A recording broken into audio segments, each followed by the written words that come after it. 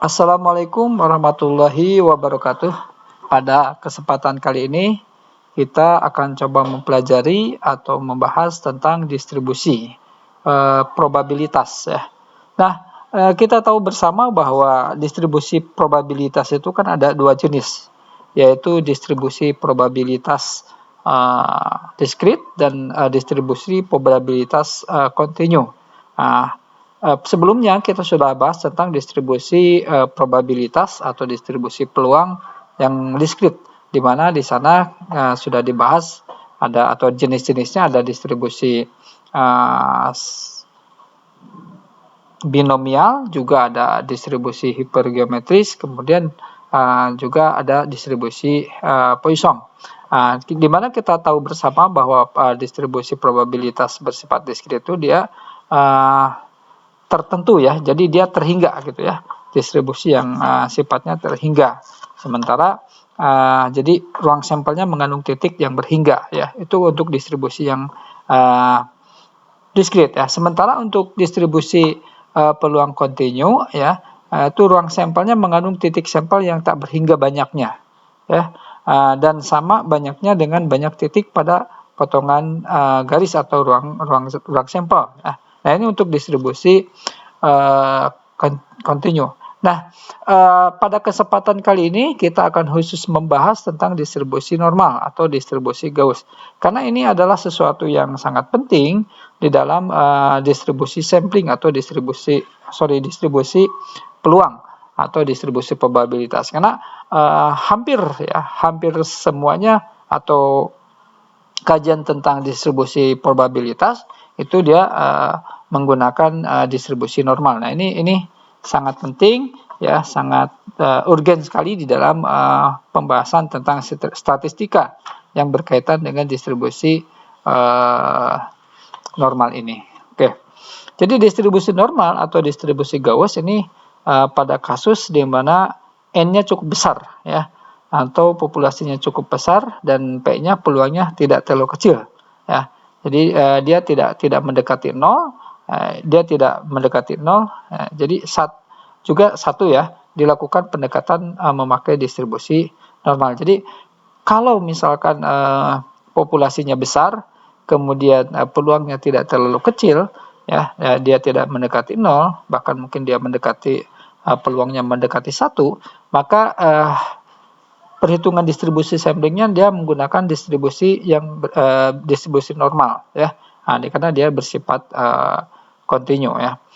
Kemudian distribusi normal ini dia ditemukan pertama kali oleh matematikawan asal Prancis Abraham D ya, tahun 1733 atau abad ke-17.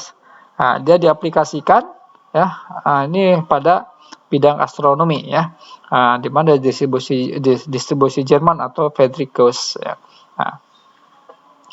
Baik, kita lanjutkan apa itu distribusi ya, distribusi normal itu ya.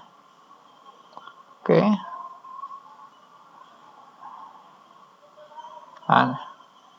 Oke, kita lihat. Nah, ini distribusi normal dia menggunakan variabel acak kontinu ya. Tadi sudah disebutkan ya, kontinu. Jadi distribusi normal sering juga disebut dengan distribusi Gauss. Ini merupakan suatu distribusi yang tadi dikatakan memegang peranan penting ya dalam distribusi probabilitas. Distribusi ini dia membentuk bell shape ya, menyerupai bentuk lonceng gitu ya, dengan nilai rata-rata sebagai sumbu simetrisnya. Jadi kita tahu bersama ya bahwa untuk nilai rata-rata itu kan ada dua simbol ya. Kalau kita lihat di atas itu di dekat kata bell shape itu ada ini rata-rata ya, ini rata-rata ya. Coba kita lihat juga di sini ada mu juga rata-rata. Jadi rata-rata itu ada dua simbol, yaitu X bar dan mu. Ini kenapa dia menggunakan ya, tergantung kepada penelitian apa gitu. Apakah dia penelitiannya terhadap populasi atau dia penelitiannya terhadap sampel ya. Jadi kalau itu rata-ratanya X bar ya, ada rata-ratanya pakai mu. Nah, itu karena jenis penelitiannya. Jadi kita bisa lihat apakah ini dia bersifat penelitiannya terhadap atau objek penelitiannya populasi atau dia sampel. Nah, ini jadi distribusi normal itu ya, distribusi normal itu dia seperti ini gambarkannya. Oke, kita lihat. Nah, ini jadi rumus eksponensial untuk distribusi normal ya. Jadi dia pakai apa? Pakai integral ya, integral dari 1 per akar 2 V tau kuadrat ya kali E epsilon ya pangkat negatif 1 per 2 tau kuadrat kali E. Nah, ini rumus yang digunakan untuk menghitung ya, rumus untuk yang digunakan untuk menghitung nilai distribusi normal, di mana nilai E-nya 2,71828, kemudian P-nya 3,14. Nah, namun nanti dalam aplikasinya atau dalam penerapannya atau pelaksanaannya kita sudah tidak menggunakan rumus eksponensial yang diberikan seperti ini. Karena apa?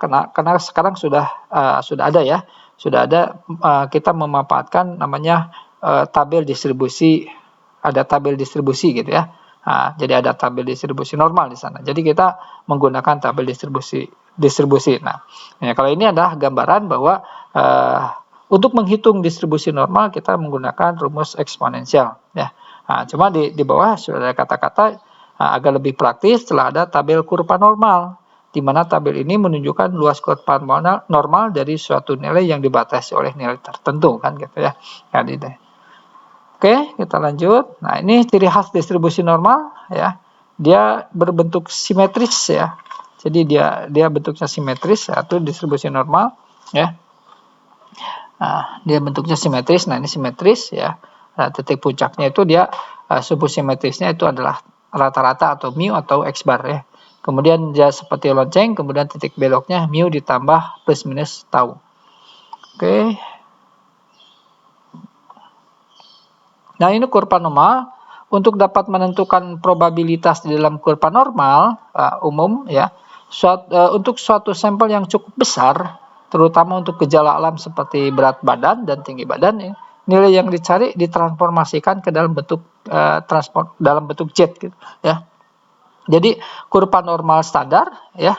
Jadi nilai kurva normal standar kita transformasikan ke dalam bentuk deviasi relatif atau ke dalam bentuk jet, di mana rumus jetnya itu adalah X dikurangi mu dibagi tau ya, atau kita menggunakan X dikurangi X bar dibagi S ya, standar deviasinya ya.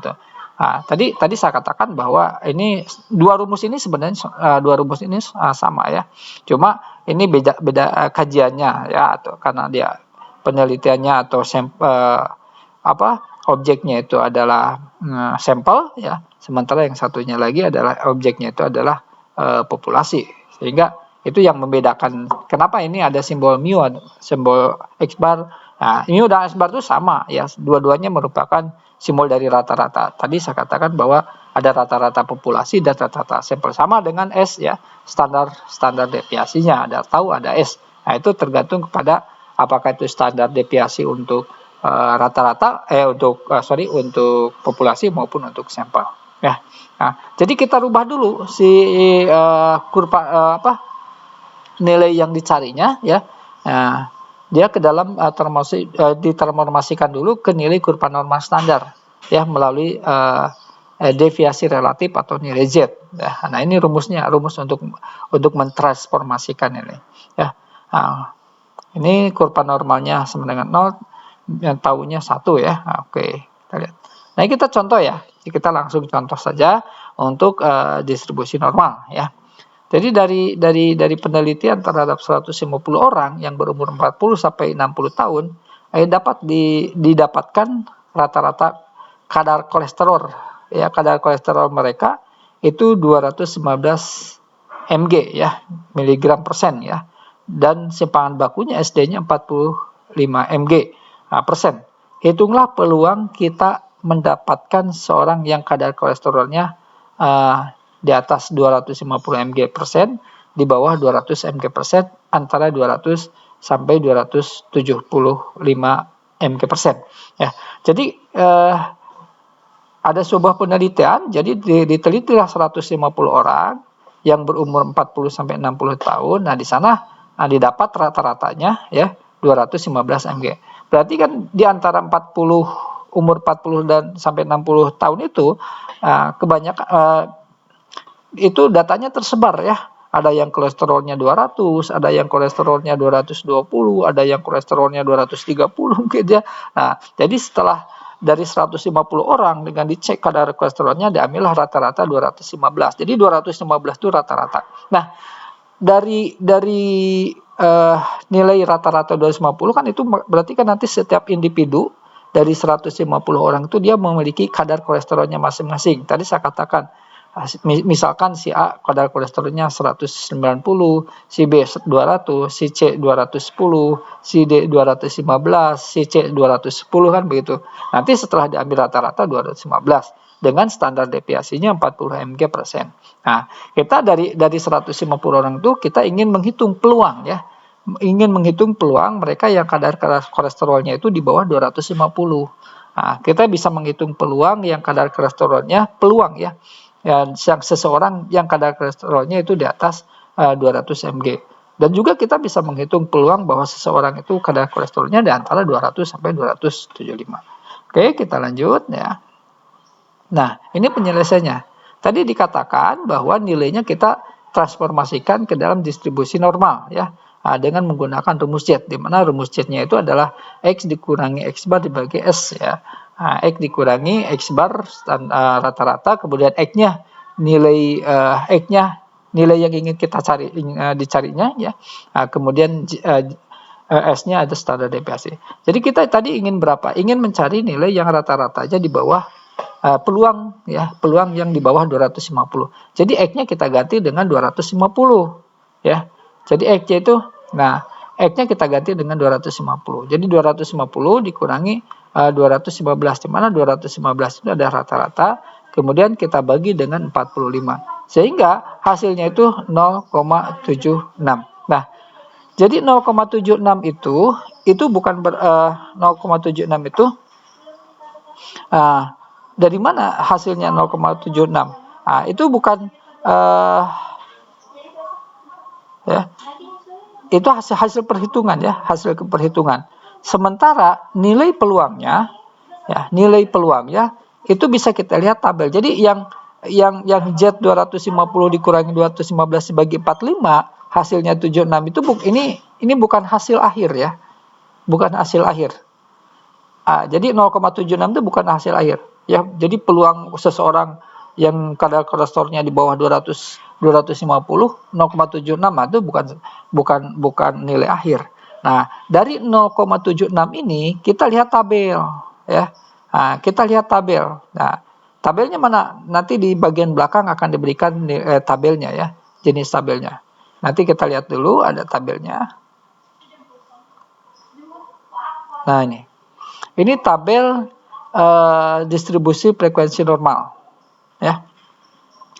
Sebaran frekuensi normal. Tadi 0,76. 0,76. Kita lihat di sini 0,7 ya, di sini 0,7. 6-nya kita lihat di sini 6 ya. Jadi di sini tarik ya. Ini ya. Kemudian dari sini kita tarik ya. Oke, di sini dan yang ada garis warna merah yang saya berikan ya.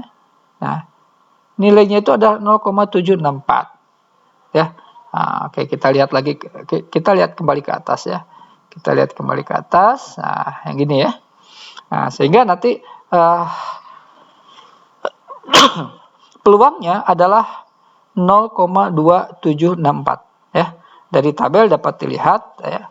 Tabel lampiran yaitu nilai 0,2764. Ini adalah luas daerah. Kalau kita lihat di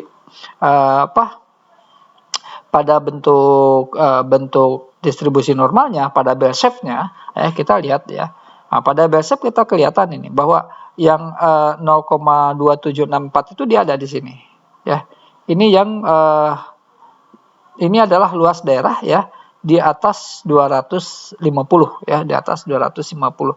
Jadi peluang yang dia di atas 250 ya ini luasnya segini. Di sini kita tidak tahu ada berapa orang kan gitu ya. Nah, ini luasnya 0,2764 ya. Itu dari mana ya? Ini dari 250 yang lebih besar ya di sebelah kanan. Oke. Gitu ya. Oke, kita lanjutkan. Nah, sekarang kita tadi ingin melihat tadi ya yang kurang dari 250, sekarang yang nah, jadi yang dinyatakan dalam PX lebih besar dari 250 mg. Jadi untuk mendapatkan area 250 mg persen itu 0, nah.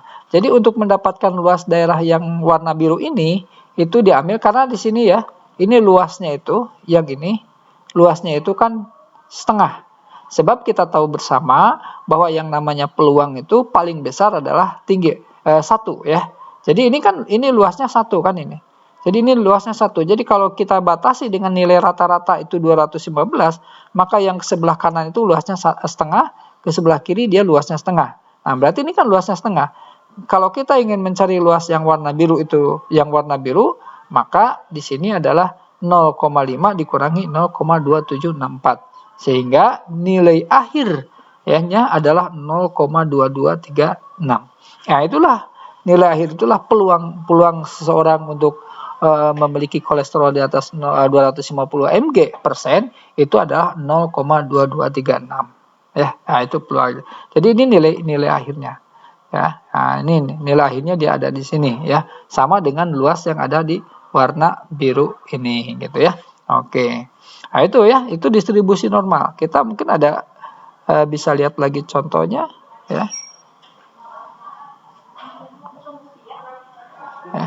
Nah, ini yang soal yang nomor berikutnya ya. Nah, ini yang bagian B ya. Kita ingin menghitung peluang yang kadar kolesterolnya di bawah 200 mg persen. Berarti di sini kita hitung ya, 200 dikurangi 215 ya. Jadi di sini 200 dikurangi 215, di sini ada ya, dibagi 45 hasilnya 0,33. Nah, 0,33 karena dia kan di sini. Ini kan luasnya juga setengah. Yang ini luasnya setengah, kemudian yang warna biru ya, yang warna biru itu yang di bawah 200. Sehingga di sini 0,5 dikurangi 0,1297. Sehingga hasil akhirnya peluang seseorang untuk memiliki atau dia memiliki kadar kolesterol di bawah 200 mg itu adalah 0,37 ya. Jadi peluangnya lebih besar ya dibanding tadi yang peluangnya di atas 250 mg persen. Tadi kan 0,22 jatuh, sekarang 0,37 ya, berarti dia lebih besar. Selanjutnya, bagaimana peluang seseorang yang memiliki kadar kolesterol di antara 200 sampai 275. Nah, tadi kita sudah dapat menghitung ya kadar yang 200, sehingga nanti memudahkan pekerjaan kita yang 200 kita sudah punya, yaitu tadi di 0,37 0,03. Sehingga kita tinggal menghitung yang 275 ya. Kita tinggal menghitung 275. Oke, kita lihat ke bawah. Nah, ya. Jadi ini adalah perhitungan yang 275 ya. Jadi yang 275 dapat 133. Nah, ya. Makanya kita tadi lihat ya. Gini, acuan kalian ya, bahwa ini bukan merupakan hasil akhir. Nah, ini sekali lagi saya katakan bahwa rumus X dikurangi X bar dibagi S, hasilnya itu bukan merupakan hasil akhir yang menunjukkan peluang distribusi sampling atau probabilitas atau distribusi normal, bukan. Nah, jadi kalau kita mendapatkan nilai hasil perhitungan transformasi nilai Z, maka itu nanti kembali harus dilihat lagi ke tabel.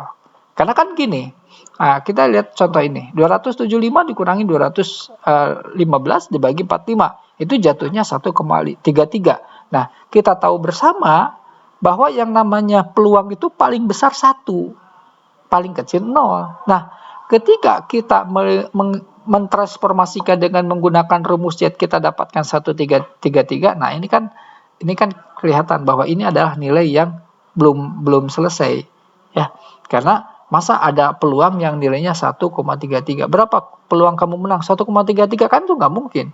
Tadi saya bilang bahwa peluang itu satu itu paling besar. Jadi kalau orang peluangnya satu itu pasti menang gitu. Itu pasti terjadi. Nah, itu pasti iya gitu ya. Nah, itu. Jadi ini. Jadi 113 ya. Tadi saya bilang 113, kemudian kita lihat dari hasil ini kita lihat di tabel. Hasilnya di tabel adalah 0,4082. Nah, sehingga karena di sini tadi kita luas daerah yang ini ya, luas daerah. Berarti luas daerah ini ya adalah 200 antara 200 sampai 205 ditambah 215 sampai 275. Jadi di sini ditambah. Yang tadi 200 itu nilainya 0,1 ya. Yang 200 itu 0,1297, kemudian yang 275 itu ada 0,45. Sehingga nanti hasilnya itu ada 0,537. Nah, di sini dia ditambah ini. Ya. Ditambah. Coba ini yang harus diperhatikan ya. Luas areanya ya. Luas area yang harus diperhatikan itu. Ya. Oke. Iya. Nah, ini kan tadi ini perbedaannya ya. Kalau kita menghitung peluang antara dua nilai. Kalau antara satu nilai, ya ini kan kalau misalkan kita mencari di bell shape-nya kita mencari daerah yang sebelah kanan atau sebelah kiri hanya luas satu daerah aja ya. Kalau ini kan dia seolah-olah luas satu daerah di bagian kanan atau di bagian kiri, nah ini dikurangi. Tetapi kalau kita ingin mencari luas suatu daerah di antara dua bilangan, dua nilai, maka itu cukup dari nilai Z ya. Jadi nilai Z yang di tabel ditambah nilai Z, misalkan nilai Z 200 ditambah nilai Z 275 gitu. Ya, jadi kita tambahkan ya. Nah, tapi kalau kita ingin menghitung, kita ingin menghitung satu daerah ya yang terletak di antara yang terdapat pada setengah daerah, kan itu dia dikurangi kan gitu ya. Nah, ini kan daerah ini luasnya setengah ya, daerah ini luasnya setengah. Nah, kita ingin cari daerah yang warna biru, berarti kan yang setengah dikurangi yang warna biru atau yang warna putihnya kan gitu. Yang warna putih itu kan dia 0,122. Tapi kalau kita mencari luas daerah di antara dua bilangan ya, nah itu dijumlah. Oke, ya. Kita lihat. Nah, ini soal latihan ya. Nah, jadi ada soal latihan yang harus dikerjakan oleh kalian ya. Jadi peluang mahasiswa merokok 0,2 bila diambil sampel sebanyak 8 mahasiswa, hitung peluangnya dan seterusnya. Kemudian ini adalah distribusi frekuensi distribusi normalnya. Jadi nanti kalian bisa mengacu kepada nilai tabel yang ada di sini. Nah, jadi dari sekali lagi ya, ketika kita ingin menggunakan distribusi normal, ada dua kunci yang kita gunakan, yaitu mentransformasikan nilainya ke dalam bentuk distribusi normal, yaitu dengan menggunakan rumus Z. Kemudian dari sana kita baru menggunakan tabel ya. Mungkin itu ya untuk materi ini. Silakan nanti latihannya ya dikerjakan ya untuk menghadapi persiapan ujian tengah semester. Sebab di ujian tengah semester itu nanti materinya termasuk salah satunya yaitu menghitung ya distribusi probabilitas untuk distribusi binomial, kemudian juga untuk distribusi normal ya. Jadi nanti ada distribusi binomial, distribusi normal, kemudian satu lagi tentang statistika deskriptif. Statistika deskriptifnya nanti kalian diminta untuk menghitung nilai rata-rata, kemudian kalian diminta untuk menghitung nilai standar deviasi ya, standar deviasi. Jadi nanti ada data kelompok ya, kemudian kalian diminta untuk menghitung nilai distribusi nilai rata-rata untuk data kelompok, juga untuk dan nilai distribusi untuk data kelompok. Kemudian kalian diminta untuk menghitung distribusi normal ya. Kemudian dan juga distribusi probabilitas untuk distribusi binomial. Mungkin demikian untuk materi hari ini. Selanjutnya silakan kalian kerjakan latihannya ya. Nanti dikumpulkan di Google Classroom hari ini ya, atau besok bisa ya kalian kumpulkan. Nanti kita akan koreksi bersama di mana letak kesalahan. Nanti kita lihat di mana letak kesalahannya. Itu saja, terima kasih. Wabillahi taufiq wal hidayah. Assalamualaikum warahmatullahi wabarakatuh.